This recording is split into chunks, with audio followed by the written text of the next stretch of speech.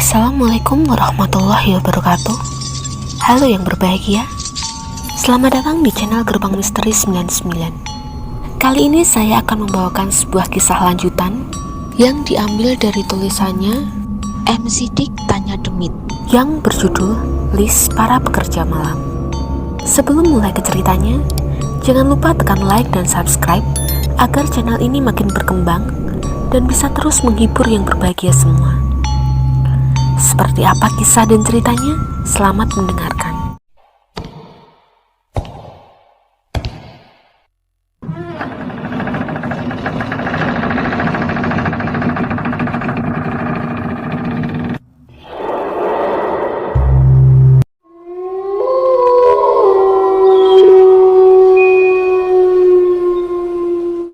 Namun tiba-tiba tangan Iman tiba-tiba melayang ke arahku. Dia seperti mencoba menghalangiku untuk menghentikannya.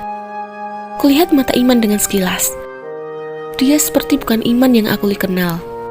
Mata yang tiba-tiba berubah merah dengan urat-urat kecil dari mata tersebut. Raut mukanya terlihat marah dengan menafas yang berat, serta tangan yang mencakar-cakar pohon itu, sambil berusaha mencabut di tengah hujan. Man, kamu kenapa?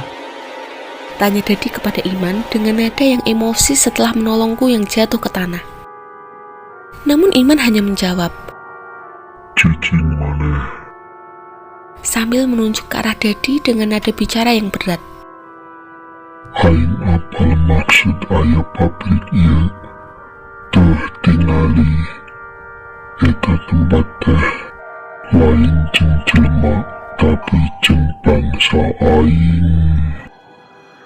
Iman langsung menunjuk ke arah bangunan kecil yang ada di dekat gudang. Aku tidak tahu siapa yang masuk ke dalam tubuh Iman. Aku juga tidak tahu kenapa Iman seperti ini. Semakin lama dia bekerja di pabrik ini, dia seringkali termenung dan melihat ke gudang yang gelap. Hingga akhirnya dia menjadi seperti ini. Dia kembali berbalik, memukul-mukul tunas pohon pisang itu di tengah-tengah hujan. Bahkan, dia menendang-nendang pohon pisang itu agar tercabut dari tanah. Tunas pohon pisang yang seharusnya gampang untuk dicabut, kini terlihat sangat susah untuk diangkat. Seperti ada sesuatu yang menahannya hingga membuat dia kesusahan. Di tengah-tengah kekacauan itu, tiba-tiba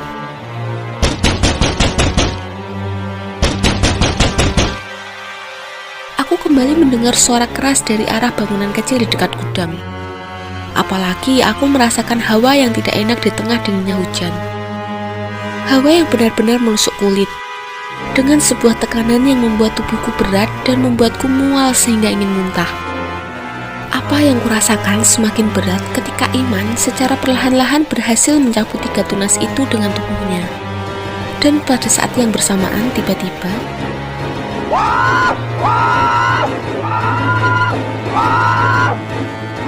seperti ada sesuatu yang berteriak. Teriakannya sangat keras sehingga kedua gendang telingaku terasa sakit. Bahkan saking kerasnya, lampu-lampu yang awalnya menyala kini padam kembali dan membuat pabrik itu kembali gelap gulita. Aku tersadar ketika security membangunkanku sekitar jam 7. 1 jam lagi sebelum shift pagi dimulai. Mataku terbuka, dan di sana aku melihat Denny dan Dadi yang sudah terbangun terlebih dahulu. Mereka bertiga seperti sedang dimarahi oleh security yang ada di sana. Sedangkan aku yang bangun terakhir, langsung disuruh untuk bergabung dengan mereka bertiga. Dengan kondisi yang basah kuyup, aku langsung digiring ke ruangan HRD. Di sana, aku langsung mendapatkan SP1 atas apa yang terjadi semalam. Sedangkan Iman, dia langsung menggerbak meja dan keluar dari ruangan HRD dengan nada yang marah. Kamu tahu apa yang ada di sini? Kamu tidak tahu apa-apa yang ada di sini. Manusia sepertimu tidak tahu apa-apa, kata Iman dengan nada yang marah. Dia berjalan dan melewati kita bertiga, meninggalkan Indah selaku HRD di dalam ruangan. Dia berhenti sebentar dan berbalik mendekati kita bertiga sambil meminta maaf. Hampuranya Kang, takut aku ada salah. Hampura pisan. Semoga diberi keselamatan untuk kalian bertiga. Iman akhirnya pergi meninggalkan kita bertiga. Gajian yang seharusnya dibayar pada beberapa hari lagi, dia abaikan dan memilih untuk keluar setelah perdebatan panjang tentang ketiga tunas pohon pisang itu. Sedangkan kita bertiga kini merasa bingung dan mempertanyakan apa yang dilakukan oleh Iman di pagi itu. Kumaha, mau resign aja. Jadi kembali mempertanyakan kelanjutan pekerjaan kita. Semuanya berpikir sejenak. Namun, tak lama Denny langsung berkata bahwa dia akan resign setelah dia dibayar, tidak seperti Iman yang keluar begitu saja. Akhirnya kita sepakat akan hal itu. Kita akan resign secara bersamaan ketika kita mendapatkan gajian pertama yang akan dibayarkan kurang dari 1 minggu lagi di tempat itu. Hingga 2 hari pun berlalu dengan begitu cepat. Aku yang datang terlebih dahulu ke pabrik melihat sesuatu yang tidak biasa di sana. Ada sebuah mobil yang terparkir tepat di depan gerbang. Sebuah mobil berwarna silver dengan plat ibu kota. Seketika security yang melihatku langsung menyuruh aku memarkirkan motorku ke dalam dan menanyakan kedua temanku sambil memperkenalkan aku dengan pemilik dari pabrik tersebut yang bernama Pak Iwan. Seseorang yang tampak masih muda, berumur 30 tahunan. Dia dengan ramah menyambutku dan berterima kasih karena aku sudah bekerja dengan baik di tempat itu. Dia berkata bahwa tadi ada pekerjaan yang mengharuskan dia untuk berada di pabrik lebih lama. Karena biasanya, dia hanya akan datang ketika pagi menjelang dan akan pulang bersamaan dengan bubaran pegawai pabrik pada shift pagi. Sehingga, wajar saja aku tidak pernah melihatnya selama ini. Apalagi, dia yang sibuk tidak setiap hari datang ke pabrik kecuali ada pekerjaan mendesak. Pak Iwan pun pamit. Dia berkata bahwa dia membawa makanan untuk kita santap pada malam ini. Dia berkata bahwa dia meninggalkan makanan itu di security dan tinggal diambil saja apabila kita semua lapar di sana. Kita yang tidak terlalu akrab dengan security hanya mengangguk. Lalu kita bertiga pun akhirnya bekerja seperti biasa. Namun tiba-tiba, tepat ketika jam 9 malam, security yang sedang berjaga muncul dan menghampiri kita yang ada di produksi. Dia membawa 2 kresek makanan yang Pak Iwan siapkan untuk kita berdua. Wajahnya nampak sedih, bahkan dia sangat lesu ketika berjalan. Dia berkata bahwa anaknya sakit dan dia harus segera pulang. Dia ingin keluar terlebih dahulu. Namun dia memohon untuk tidak memberitahu HRD atas apa yang terjadi pada malam ini. Dia bahkan mengeluarkan uang 100.000 untuk uang tutup mulut. Aku, Dadi, dan Denny pun hanya mengangguk. Karena wajahnya yang benar-benar memelas sehingga aku iba dan membiarkan dia pergi. Meskipun dia berkata bahwa dia akan mengunci gerbang sampai dia datang. Karena takut ada supir ekspedisi datang dan tidak melihat dia ada di tempat. Tidak ada kejanggalan atas apa yang dia ucapkan. Toh kita bekerja di pabrik tidak mungkin keluar dari area hingga pekerjaan kita selesai. Apalagi sudah ada makanan yang bisa membuat kita kenyang hingga pagi tiba. Akhirnya security meninggalkan kita, sekaligus mengunci gerbang dari luar. Aku, Dadi, dan Denny akhirnya bekerja kembali seperti biasa. Menikmati malam di pabrik sambil ditemani oleh makanan yang security bawa untuk kita. 3 jam berlalu, waktu tepat menunjukkan jam setengah 12 malam. Suasana di sekitaran pabrik secara perlahan-lahan berubah. Tubuh kita seperti penuh sesak sehingga untuk bernafas saja sangat susah. Entah apa yang terjadi, baru kali ini kita bertiga mengalami hal seperti ini. Hal itu membuat kita terpaksa harus keluar, mencoba mencari udara segar agar tubuh kita tidak sesak kembali. Meskipun tanpa kita sadari, pada malam itu, aku melihat pintu gudang terbuka lebar. Seperti ada seseorang yang membukanya sehingga aku bisa melihat isi di dalamnya yang gelap gulita. Apalagi ketika aku melihat ruangan kecil di depan gudang. Aku juga melihat pintunya terbuka, dan hanya tertutup tirai tipis berwarna merah sehingga aku masih belum bisa melihat isi dari dalam ruangan tersebut. Kenapa pintu gudang tidak ditutup? Dan kenapa ruangan itu terbuka? Aku tiba-tiba merasakan keanehan. Semuanya terdiam dan saling memandang satu sama lain. Biasanya, ketika ada hal-hal seperti ini, ada Iman yang bisa aku tanyai. Namun kini dia menghilang dan sudah tidak bekerja lagi di tempat ini. Tutup aja pintunya, nanti kita dimarahin security lagi kalau masih dibuka pintunya. aku yang mengajak Dadi dan Denny untuk menutup pintu gudang yang berat itu. Mereka berdua mengangguk, lalu tak lama kita mendorong pintu gudang itu sekuat tenaga, sehingga perlahan-lahan tertutup. Aku sekilas melihat bagaimana gelapnya gudang yang ada di sana, dan aku seperti enggan masuk ke dalam sana karena suasana terlihat berbeda.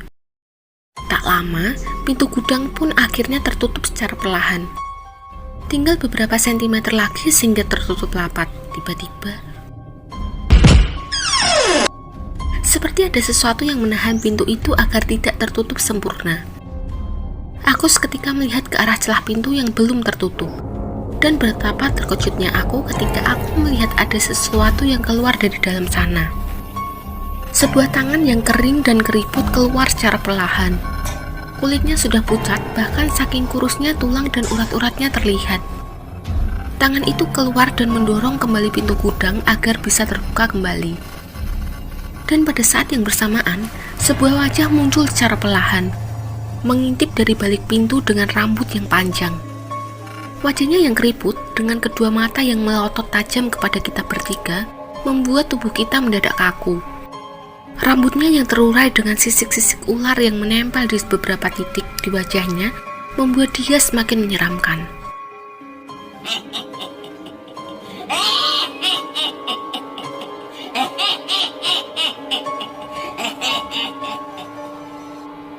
Dia tertawa sambil terkekeh-kekeh, sambil menggerakkan kukunya yang tajam ke pintu besi, sehingga membuat suara yang membuat telinga kita bertiga sakit.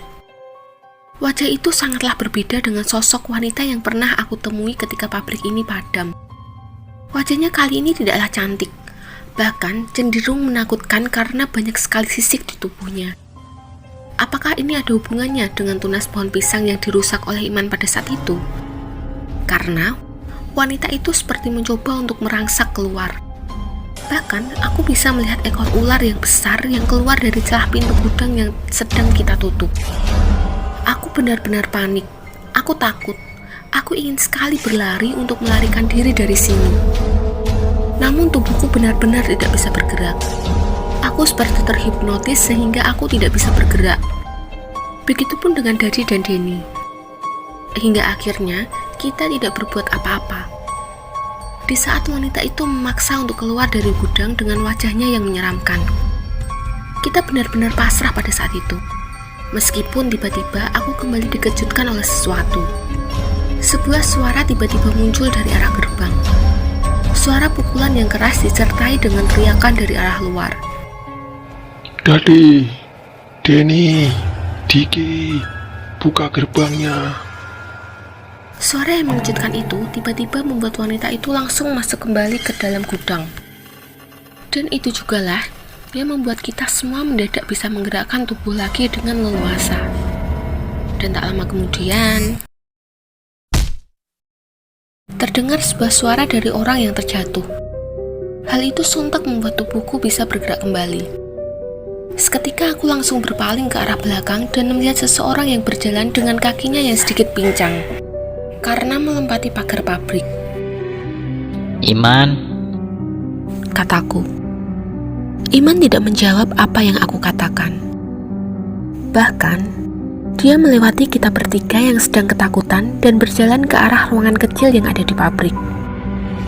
Dia tampak seperti sedang marah. Bahkan, dia langsung berjalan ke dalam ruangan kecil itu dan membuka tirainya secara kasar. Sontak, aku, Dadi, dan Denny langsung mengikutinya dari belakang. Meskipun ketika aku mendekat, tiba-tiba sebuah mangkuk berisi darah ayam dilemparkannya keluar. Tangannya langsung terciprat darah segar dan membuat bajunya kotor. Dia juga bahkan menendang dan melemparkan segala yang ada di dalam sana. Dupa, kemenyan, bahkan sesajen yang nampak masih baru terlihat dilempar oleh Iman keluar ruangan. Setelah dari ruangan, dia langsung mendekati kita bertiga dengan nada yang marah. Rupanya ruangan kecil itu adalah sebuah ruangan ritual. Banyak sekali sesajen, patung-patung ular, juga benda-benda pusaka serta bau busuk bangkai yang sengaja disimpan begitu saja di sana. Aku, Dadi, dan Denny benar-benar terkejut ketika melihat isi dalam ruangan itu. Sebenarnya, apa yang sedang terjadi pada malam ini? Kenapa semua pintu dibuka dan Iman yang sudah beberapa kali keluar kini datang kembali dengan nada yang marah? Iman, kenapa kamu? Kata Denny yang mencoba mencari tahu atas apa yang terjadi. Iman tidak menjawab pertanyaan Denny. Bahkan dia malah menyuruh kita untuk segera keluar dari pabrik ini dengan segera. Balik kalian bertiga. Aku yang kebingungan langsung kembali bertanya seperti yang Denny tanyakan. Kenapa kamu, Iman? Namun ada Iman yang semakin meninggi. Bahkan dia tidak memperdulikan pertanyaan yang kita lontarkan. Pulang sekarang.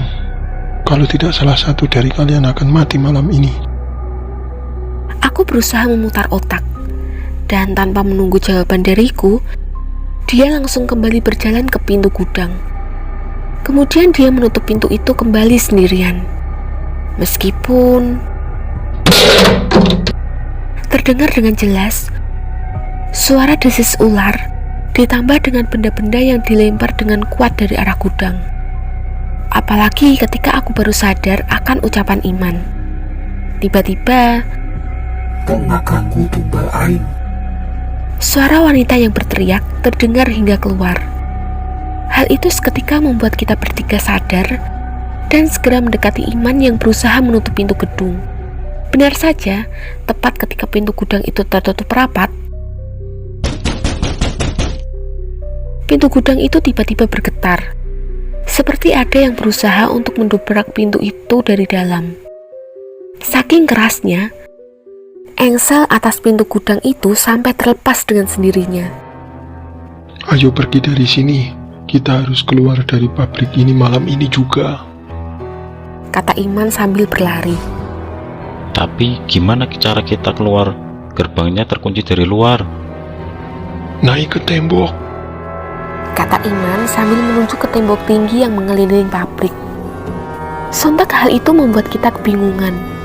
Apakah mungkin kita bisa melakukannya? Kalian tinggal milih, mau mati di sini atau mau selamat. Soalnya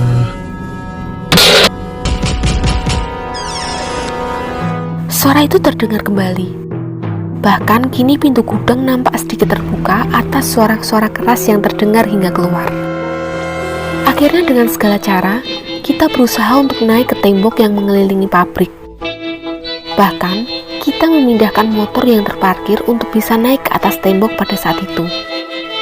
Seperti layaknya Iman, yang harus memanjat pohon palem di luar pabrik agar bisa masuk ke dalam. Jujur, aku mendapatkan luka serius ketika naik dan melompat dari atas tembok.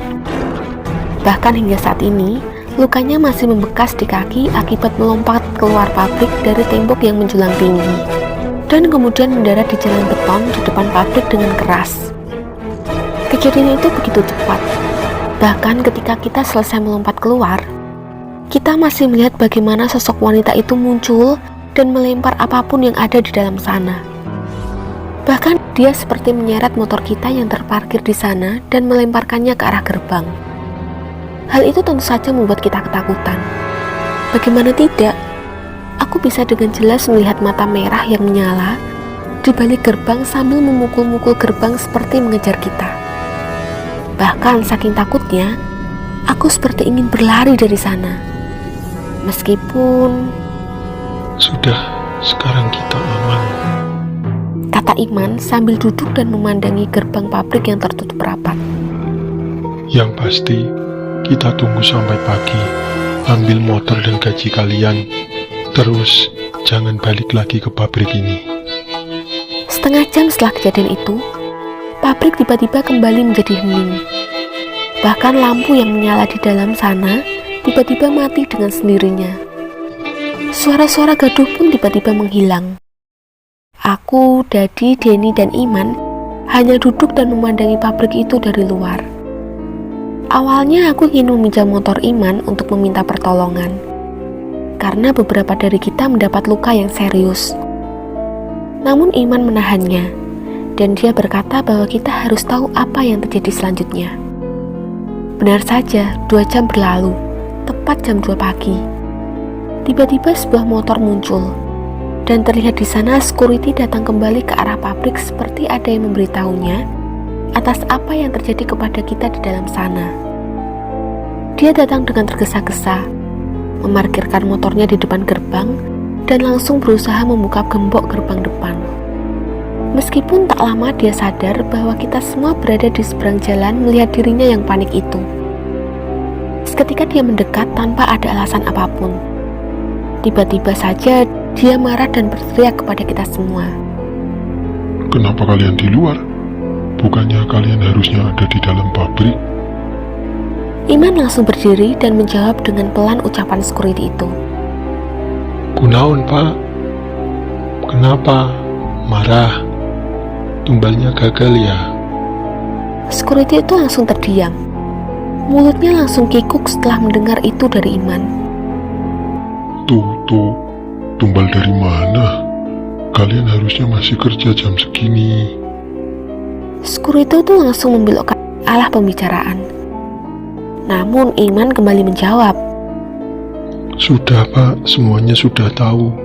Kalau tidak percaya, buka gerbangnya lalu Bapak masuk ke pabrik. Tapi proses masih jalan, Pak. Sekalian aja Bapak masuk sekarang. Paling Bapak yang ditumbalkan sekarang, kata Iman sambil mempersilahkan security itu membuka gerbang. Seperti mendapatkan perlawanan dari Iman, tiba-tiba security itu emosi bahkan mengajak Iman berkelahi. Namun ketika Iman mengajak dia untuk masuk kembali ke dalam pabrik, dia menolaknya dengan keras. Seperti dia sendiri tahu apa yang sebenarnya terjadi di dalam sana. Aku tahu, Pak, apa yang terjadi. Aku datang ke sini karena aku tidak mau 3 temanku ini ditumbalkan. Bapak juga sekarang kembali karena ada laporan, kan? Laporan dari orang yang ritualnya gagal pada malam ini, kata Iman dengan nada yang serius. Benar saja, pagi pun tiba. Security yang tahu akan kejadian yang sebenarnya baru bisa membuka gerbang ketika pagi tiba. Dia melihat kondisi pabrik kini berantakan, seperti ada yang marah dan mengacak-ngacak isi pabrik. Security itu langsung memerintahkan kita mengambil motor dan mengusir kita semua untuk pulang dengan nada yang marah. Wajahnya benar-benar panik. Dia seperti tidak percaya bahwa malam ini kita semua selamat dari teror yang ada di dalam pabrik. 3 hari kemudian, kita semua dipanggil lagi, termasuk Iman yang sudah keluar pada waktu itu oleh HRD. Kita akhirnya datang dan langsung menghadap kepadanya. Di sana, aku tidak bertemu dengan security yang aku temui pada saat itu. Entah dia keluar atau dia tidak masuk pada hari itu. Yang pasti, ketika kita datang, kita disambut dengan security yang baru. Dia nampak ramah, dan sepertinya dia tidak mengetahui tentang rahasia di pabrik ini. Aku juga tidak melihat mobil Pak Iwan yang merupakan pemilik pabrik.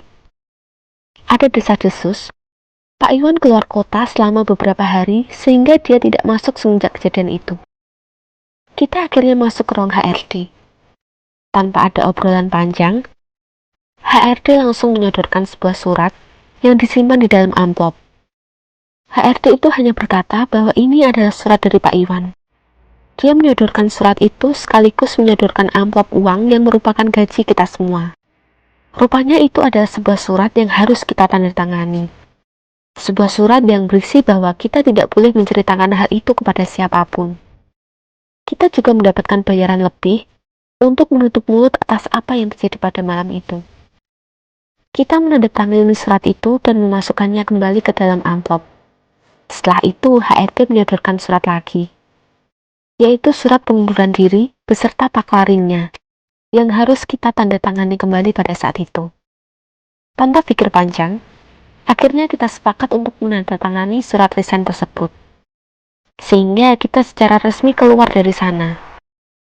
Aku sendiri awalnya tidak berani mengangkat cerita ini ke dalam cerita. Namun, karena katanya pabrik itu sudah bangkrut, jadi aku bisa menceritakannya kembali di sini atas apa yang terjadi pada malam itu. Aku sempat bertanya kepada Iman, kenapa dia sampai kembali dan menyelamatkan kita semua. Iman hanya menjawab, Dia hanya ingin menyelamatkan satu nyawa. Apalagi orang tuanya mendorong dirinya kembali setelah dia bercerita tentang pabrik itu 1 hari setelah dia keluar. Aku juga mendapatkan desas-desus tentang apa yang terjadi selanjutnya setelah kejadian itu. Tepat ketika salah satu dari kita akan ditumbalkan pada malam tersebut, dan akhirnya gagal. Secara kebetulan, kedua orang tua pemilik pabrik mendadak tak sadarkan diri pada malam itu. Hal itu membuat dia langsung menelpon security, meskipun di pagi harinya. Akhirnya kedua orang tuanya meregang nyawa. Ketika tumbal tersebut gagal, biasanya mereka seringkali mencari orang-orang terdekat atau dirinya sendiri untuk ditumbalkan. Begitu juga dengan Pak Iwan. Ketika gagal menumbalkan salah satu dari kita, mau tidak mau keluarga mereka jadi korban secara mendadak. Tempat-tempat seperti mesin pemintalan benang, WC yang tidak boleh ditutup, dan mesin potong kain, itu adalah tempat-tempat korban yang ditumbalkan di tahun-tahun sebelumnya. Sehingga jiwanya masih ada di sana dan terus menghantui para karyawan yang bekerja di sana. Mereka sengaja ditumbalkan oleh sesosok wanita berbentuk ular yang kita temui di dalam pabrik. Mereka dibuat seakan-akan terjadi kecelakaan kerja, sehingga membuat orang lain tidak curiga atas apa yang terjadi di dalam sana ketika penumbalan itu dijalankan. Awalnya shift malam pun tidak ada. Yang ada adalah tawaran lemburan malam kepada para karyawan. Namun setiap ada lemburan itu pasti ada korban, sehingga para karyawan tidak berminat kembali di tahun berikutnya. Alhasil HRD harus mencari orang agar bisa bekerja malam. Maka dari itu, pemilik warung tidak tahu ada shift malam di pabrik tersebut. Karena memang shift malam ini baru ada sekarang, yang sengaja dibuat sebagai kedok sebagai pemberian tumbal dengan dalih kecelakaan kerja nantinya. Aku, Dadi, Denny, dan Iman akhirnya berpisah ketika selesai bekerja di sana. Dan beberapa tahun kemudian, kita sering berkumpul lagi ketika kita sudah berkeluarga. Seperti hari ini, di mana kita kembali menceritakan kisah ini. Semoga ini menjadi pembelajaran bagi kita dimanapun kalian bekerja. Hati-hati dalam memilih pekerjaan, karena kita tidak tahu apa yang sebenarnya terjadi di balik kerjaan yang kita kerjakan di sana. Tamat. Terima kasih sudah mampir di channel ini. Jangan lupa bahagia dan salam air putih.